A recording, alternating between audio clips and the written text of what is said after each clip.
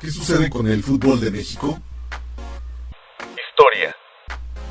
Este deporte de origen inglés llegó a México a finales del siglo XIX, en el periodo donde gobernaba Porfirio Díaz, y fue traído por trabajadores ingleses de diversos sectores, documentándose en algunas notas de diarios regionales los primeros juegos.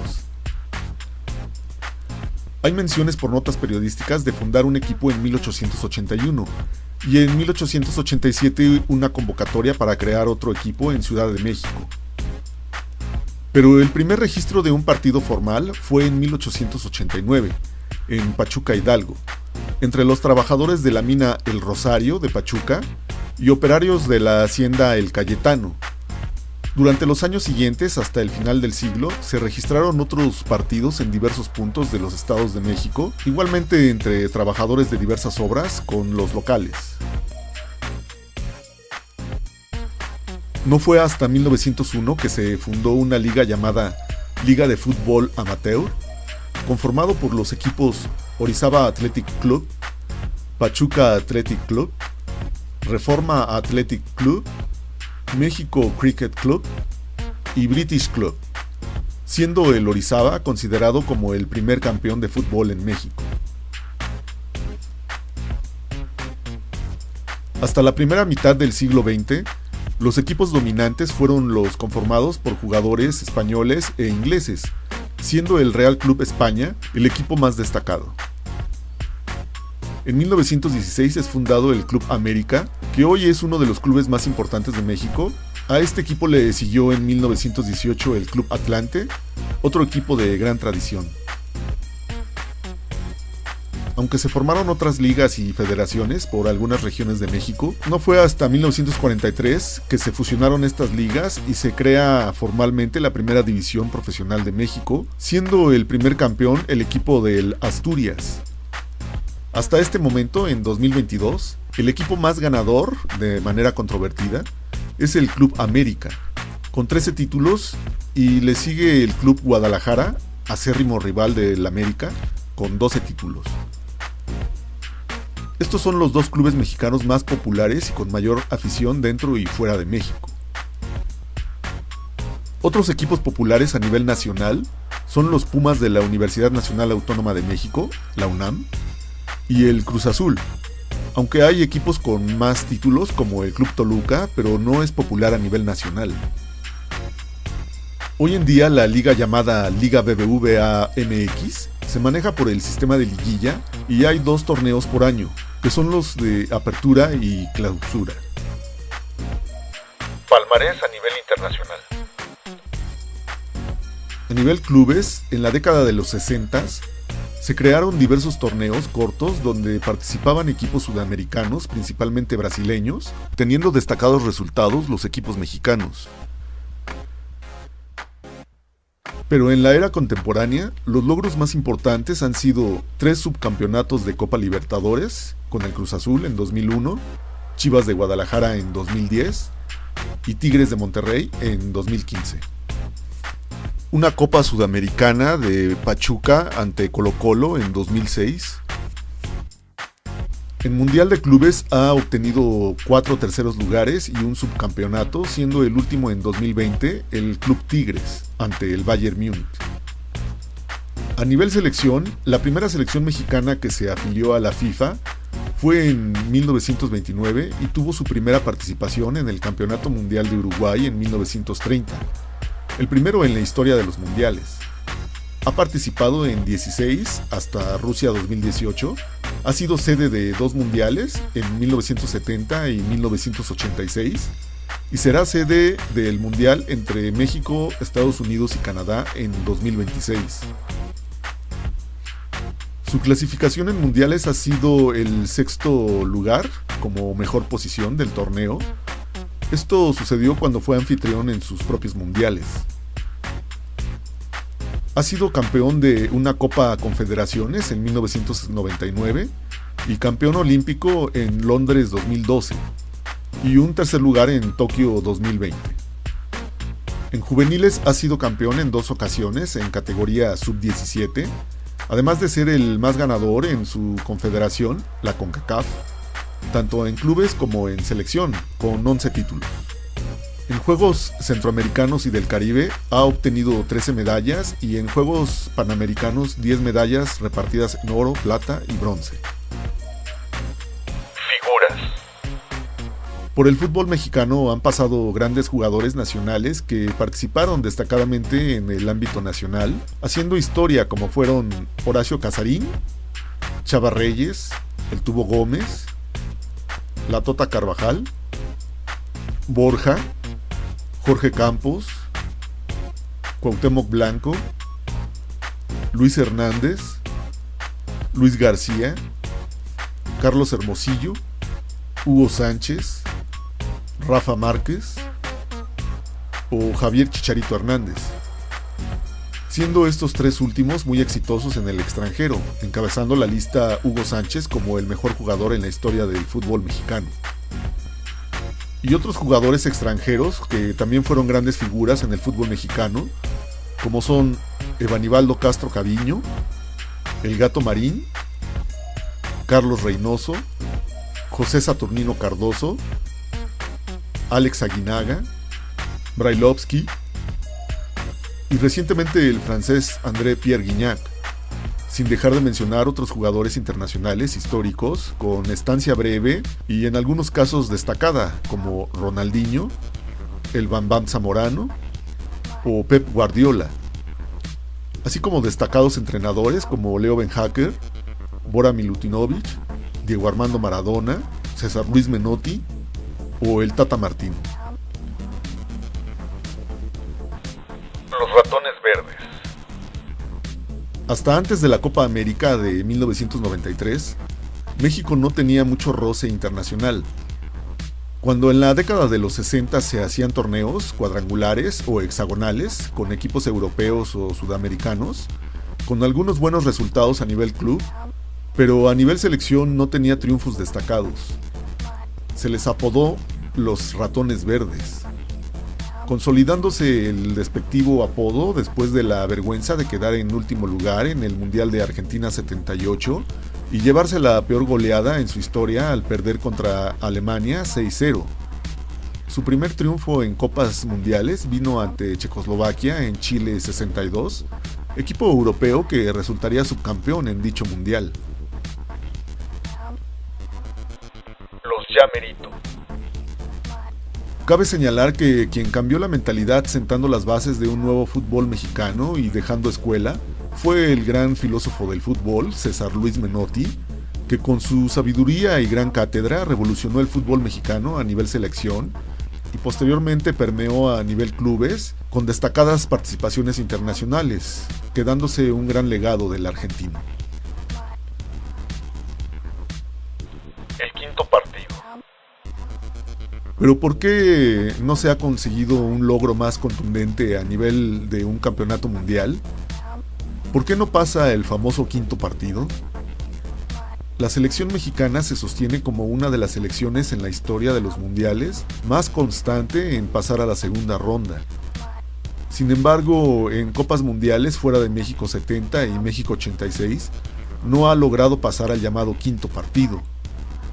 En sus propios mundiales quedó en sexto lugar.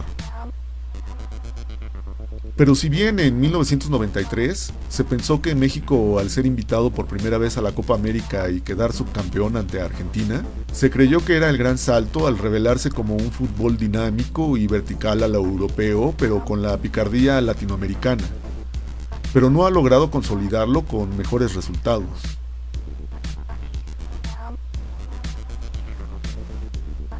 Jugamos como nunca, perdimos como siempre. El gran salto de calidad no llega a pesar de haber incrementado la calidad de jugadores internacionales destacados y de estar fuertemente fortalecido a nivel infraestructura, sobre todo con los recientes estadios ultramodernos ubicados como los mejores de América Latina, junto a los de Brasil. El fútbol mexicano tiene fuertes inversiones en la nómina de los equipos, tales como el América, Tigres o Monterrey. Estos rebasan los $80 millones. O de tener a las Chivas como el equipo más caro con un valor de más de $300 millones, rozándose solo con los principales clubes brasileños y los clubes estadounidenses. Pensemos que aunque el fútbol llegó a México a principios del siglo XX de manera más seria, el país es un territorio muy grande, de la región de Norteamérica. Es un país ancestral de guerreros prehispánicos como los aztecas o los mayas, que ya tenían su propia cultura deportiva, como el juego de pelota.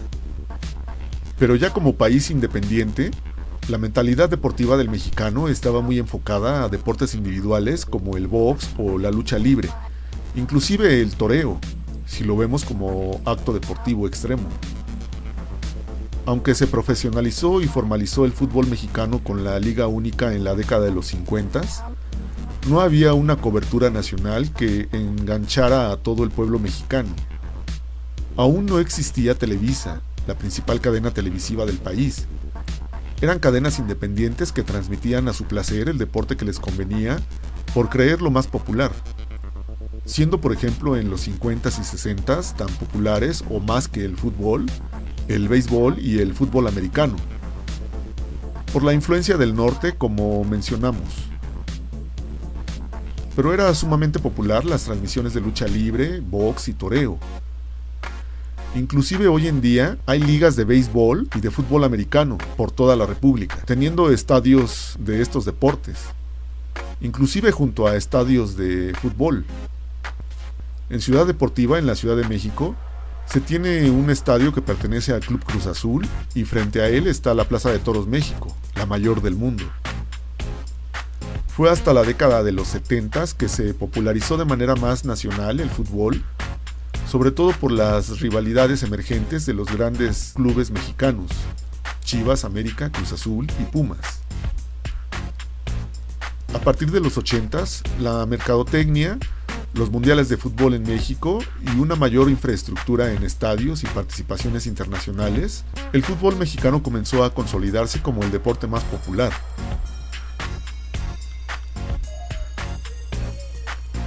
Sin embargo, la popularidad no es sustituto de la pasión y no es tan desbordante como se tiene en otros países, por ejemplo de Sudamérica. Si bien un fracaso en mundiales duele al aficionado mexicano, al siguiente día solo se comenta en sobremesa. Se lee el resumen del diario o se ven las noticias comentándose sobre la terrible descalificación del torneo y al día siguiente ya todo está olvidado. Y es que en México se asiste a un estadio de fútbol a ver competir sanamente a los equipos y los aficionados de un equipo y otro pueden convivir sin problemas en la misma tribuna. Las barras, las porras, no son un problema fuerte como en Sudamérica o en Inglaterra con los hooligans. Van familias enteras con sus pequeños hijos a disfrutar de un clásico América-Guadalajara sin ningún problema, como si asistieran a una obra de teatro o al cine. Esto es motivo de sorpresa y admiración por los países sudamericanos o centroamericanos. De hecho, es muy común ver a un aficionado mexicano que igual mira un partido de fútbol soccer que un partido de fútbol americano o de béisbol o cualquier otro deporte.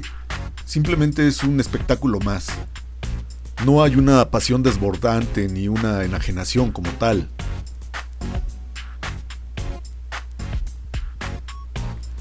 Entonces, a decir de algunos, el fútbol en México gusta, es popular, pero carece de la pasión que fuera el motor de la ambición de triunfos. Y es que un jugador mexicano no arriesga más el físico o ya no teme perder seriamente porque sabe que regresará a su club en México donde gana mucho más que si se fuera a Europa y no se diga a Sudamérica. Sabe que el aficionado mexicano perdona y olvida a la siguiente jornada, torneo o mundial. Si además agregamos que la inmediatez de resultados que exigen a directores técnicos provoca que no haya continuidad en los procesos, que no haya un plan serio de continuidad de las fuerzas básicas, por ejemplo de los campeonatos sub-17, o que los entrenadores prefieran jugadores probados y extranjeros para precisamente obtener pronto los resultados, o que el exceso de jugadores extranjeros por equipo impida más oportunidades a mexicanos en ciernes, que las televisoras monopolizan la liga teniendo varios equipos y colocándolos a conveniencia como muchas veces se percibe o se rumora, o que la federación sabe que si se pone a jugar a la selección mexicana con cualquier equipo mediano o pobre en los Estados Unidos, obtendrán millonarias ganancias por taquilla y transmisiones televisivas, generando que con ellos cumplan de manera económica el que evidentemente es su objetivo principal, el dinero. Inclusive tenemos cosas tan descabelladas como que el posible mejor delantero de la selección mexicana haya manifestado abiertamente que no le gusta el fútbol y ha rechazado convocatorias a la selección. Así que, como se ha visto desde 1993, mundial tras mundial, México seguirá estancado en su misma competitividad, siendo al final del torneo mundialista entre los primeros 13, sin vislumbrarse un cambio para mejor, si se siguen los mismos métodos y prácticas, no importando si se trae el mejor entrenador, o se tiene la gran camada de jugadores mexicanos jugando en Europa, o la gran infraestructura, o se limpie de corrupción o de tratos y acuerdos leoninos, amañados, tramposos. El jugador mexicano de pronto sigue teniendo pánico escénico, miedo al éxito, falta de sentido común y temperamento en los momentos decisivos, individualismo o falta de colectividad en un mismo objetivo. Porque los delanteros siguen sin hacer tiros de distancia, y muchas veces lo hacen directamente al portero en vez de lanzar la pelota lejos de su alcance. Falta de verticalidad para hacer progresar la jugada, retrocediendo constantemente con pases. Quieren meterse siempre al área con el balón en los pies hasta dentro del arco, fallando penaltis, haciendo faltas dentro del área en partidos críticos de clasificación. Deja de presionar y se desconcentra los últimos 5 minutos, provocando que se pierda el partido y el pase a la siguiente ronda. En fin, de seguir así, el pasar del quinto partido tal vez sea por una coyuntura única de talento individual, pero enfocados en lo colectivo en una gran sincronía y coincidencia motivacional y mental, mas no así de un proceso bien logrado a nivel infraestructura deportiva o económica.